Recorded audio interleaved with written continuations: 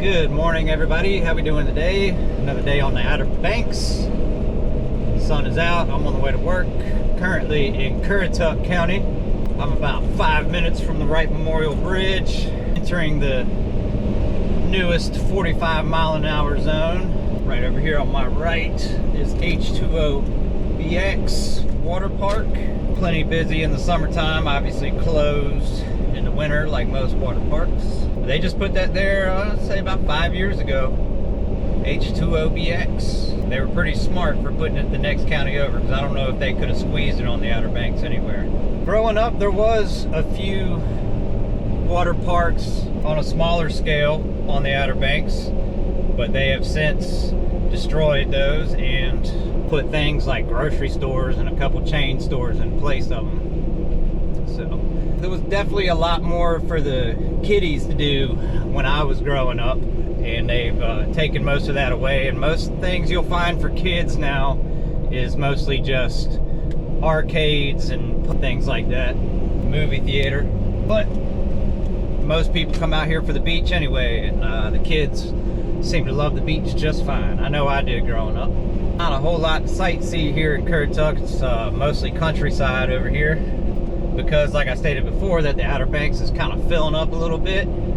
Seems that Currituck is the next place to be developed, because they are building stuff out here. Like I said, they created this 45-mile-an-hour zone because it has become a business zone, mostly warehouses, and we just got our first ever brewery right here, so that's pretty cool. Unfortunately, they're putting Dollar Generals everywhere, but I'm sure we're seeing that all across the states. I'm surprised I don't see anybody pulled over this morning, normally coming through this new 45-mile-an-hour zone, because it used to be 55, and people like to go almost 70 here in Currituck. Try to use all their chances up with the law, but they don't do that through here anymore. Everybody knows. It's usually pretty state trooper heavy, and there's normally people pulled over almost every time I come through here. But don't get me wrong, people still do fly through here. They're late for work. I'm late for work today, but I am not gonna fly through here, because being pulled over will hold me up even longer. And don't nobody want a $200 something fine for speeding. I've had plenty of those in my lifetime, and I don't need another one. Arriving on the Wright Memorial Bridge here in about 30 seconds. Rounding the turn now. And as soon as you hit the bridge, it picks back up to 55.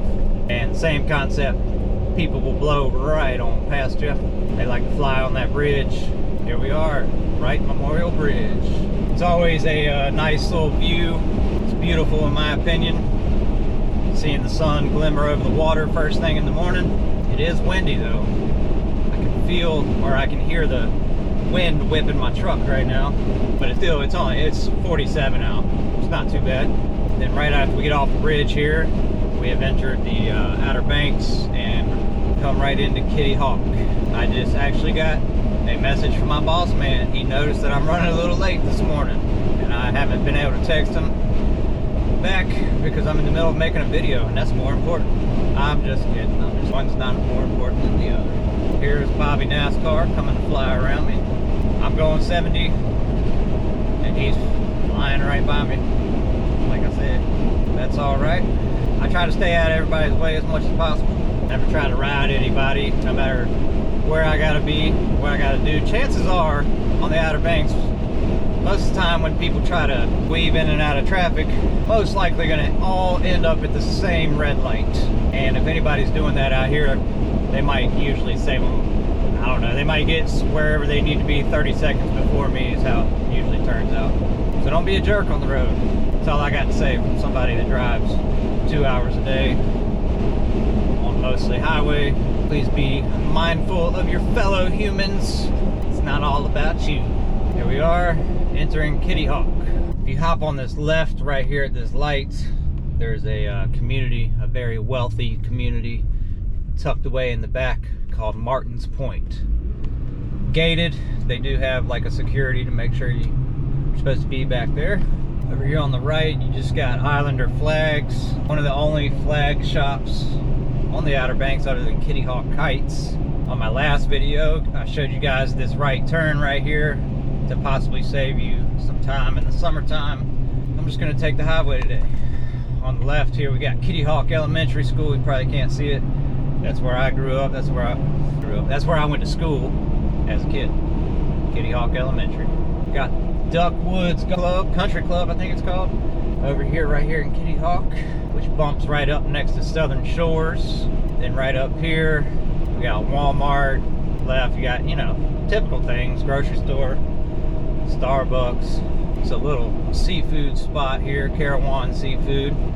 They do pretty good.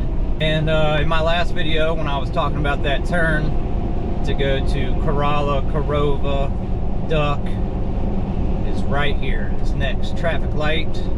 And this is where I was talking about that it starts getting congested, because as you can see, there's only so much turning lane before it starts coming out onto the highway and starts backing up traffic all the way to the bridge. I've never seen it do that in the winter time, but who knows what the future holds. There's another carbon copy of Sugar Planet. Talked about that in another video. None of us want that overpriced candy store, generic candy at that. It's not a place I would take my kids to. I do not know where they source their candy from. And rumor has it, because I have never actually been in myself, that most of their candy is kind of stale, and I don't know, the quality of their candy product is very questionable, especially because it's all just bulk candy. All right, I'm gonna stop talking about Sugar Planet because I don't want to give them any free advertising. We are on that stretch of Kitty Hawk. On my last video, this is what you skip over when you make that right turn onto Woods Road, and I'll show you where you come out, where we came out of there the other day. I want to thank everybody for subscribing. I just hit a mile marker last night, and 300 subscribers to me, that's everything for me. That's like I said, and I keep doing this because people keep watching, they keep subscribing, and so I guess they find it interesting, and so I'm just gonna keep doing it for that reason. There's Spanky's on my left. That is one of the easiest places on the beach in the summertime to go get a bite. It's not fancy. It's just kind of like, you know, just American bites. Hot dogs, hamburgers, French fries. But if you're not looking to park it for 2 hours at a restaurant, it's a great place to go. I find myself there a lot. They are closed in the wintertime. That traffic light we just passed by was the one that we come out of when you come out of Woods Road. And as you can see, I'm on the same path as the last video now, where I'll be in Kill Devil Hills in just a few minutes. Let's see here, somebody on my last video or one of the other videos about trying to narrate about some restaurants here on the Outer Banks, and I would love to do that. I work at a restaurant myself, and I'll just go ahead and tell you guys which one that is. That's Blue Water Grill and Raw Bar. I am in no way trying to advertise them, but if you love seafood and you love fresh seafood, Blue Water Grill and Raw Bar is where you want to go. We are right on top of the Pirates Cove Marina, so a lot of times, and we have license to buy from commercial fishermen that are literally bringing the fish the day it is caught, so you most of the time, at least in the summer, are eating fish that was just swimming a few hours prior. I don't know about the rest of the restaurants and how they source their fish and or seafood products, but just because I know the ins and outs of Blue Water Grill in Manio, I will tell you that it is most likely the freshest fish and seafood you will find. Plus, they have an oyster bar that they usually carry 6 or 7 varieties of oysters, and they're locally sourced and regionally sourced. And those oysters are also most of the time raised locally. We get them from Hatteras, we get them from Stumpy Point, all that within a 20-mile radius. And the guys that we use, the purveyors that we use, you can tell they really give a damn about their product. Making a lot of headway on this Wawa over here, this new Wawa they're building. There's another building that put right beside it that doesn't have a sign of what it is yet. And then on the other side of Wawa, they're building a brand new car wash. Here we are at the Dare Center. If I had to pick a shopping center that was the most known around here, that would be it. Dare Center is nothing special over there really, other than Belk and Food Lion. Even you might not find that special. Pointed out this emergency complex they're building the other day when they destroyed Mako Mike's. But what I was getting at was that I would love to some more videos on, I'll at least cover my favorite restaurants and then go beyond that, because I don't want it to be opinionated. There's some restaurants that have been out here since the 60s, such as Owens. Owens is a 5-course meal dress-up kind of place. Even though they just changed owners, it was a family-owned business since the 60s, and they just changed ownership. A lot of the restaurants out here changed ownership within the past 2 years. They sold off, including the Outer Banks Brewing Station. Let's see here, what else? I believe Coombe's. There's a few others I just can't think right off the bat because it is 9 in the morning. I haven't collected all my thoughts yet. But I know there's actually Blue Water Grill, the one I work at, actually was just bought a year and a half ago. And it used to be owned by the same owners of Blue Moon Beach Grill, which where I started my restaurant journey. I worked at Blue Moon Beach Grill for about 7 years. Still think they have excellent food. And then they went and started Blue Water Grill. So when that happened, I transferred over to that restaurant and been mostly working there ever since.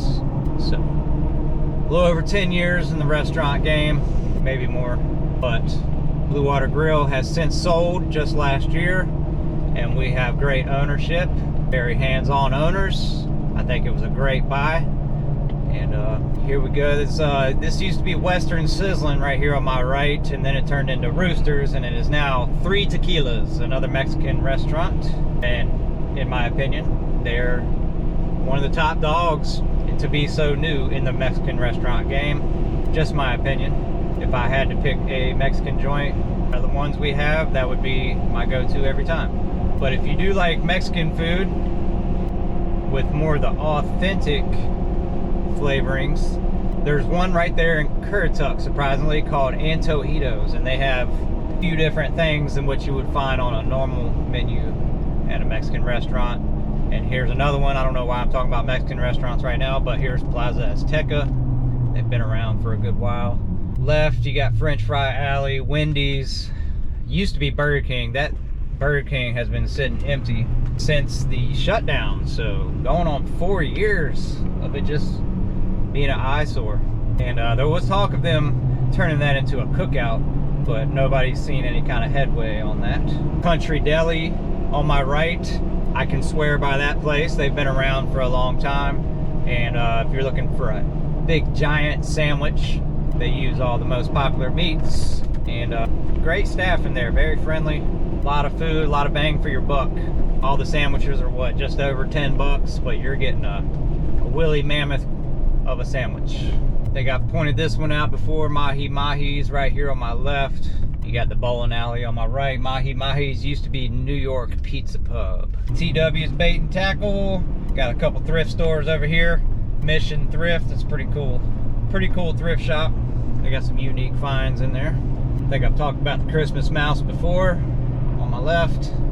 Been around forever, except it burned down, and now they've built a carbon copy building. Hey, somebody trying to speed up all fast to go nowhere. This is exactly what I was talking about. We're all going to the same red light. Right, sped up just a turn. Heard. Forgot to point out that we entered Nag's Head now. It looks like my camera just might let me go to the whole way to work today. Let me not jinx it. If it cuts off suddenly, that means my camera died. Here's Morning View Coffee. That is my second choice on my left, right here in Nag's Head.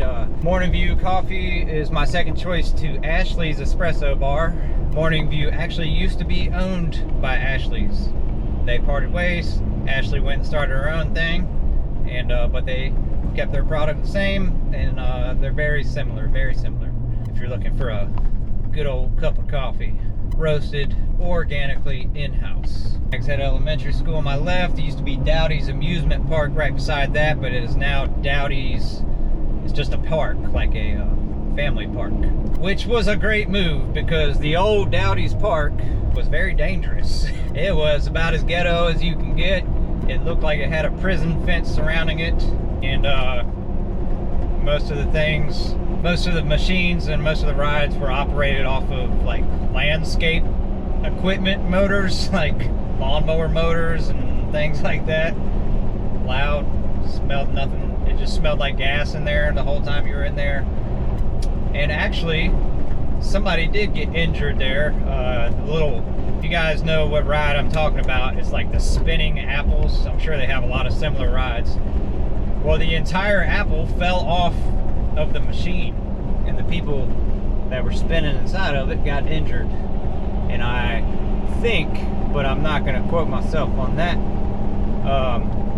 that was part of the reason for them having to get rid of the Dowdy's amusement park.